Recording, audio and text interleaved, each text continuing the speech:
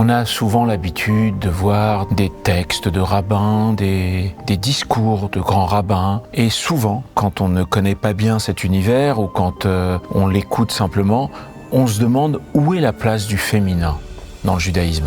La relation entre l'homme, c'est-à-dire l'être humain et l'animal, est une relation verticale. Traduction, elle ne lui donne pas des droits, elle lui donne des devoirs, parce que l'animal est, entre guillemets, dans un état d'infériorité par rapport à l'homme, il a des responsabilités.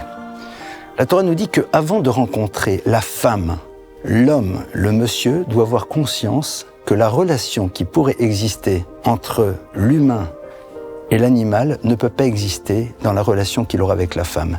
Elle doit être d'une parfaite horizontalité. Pourquoi ? Parce que comme dans l'histoire, c'est plus souvent l'homme qui aura la responsabilité économique, il pourra s'imaginer que cette responsabilité lui donne des droits. La Torah lui dit dès le début, pas du tout.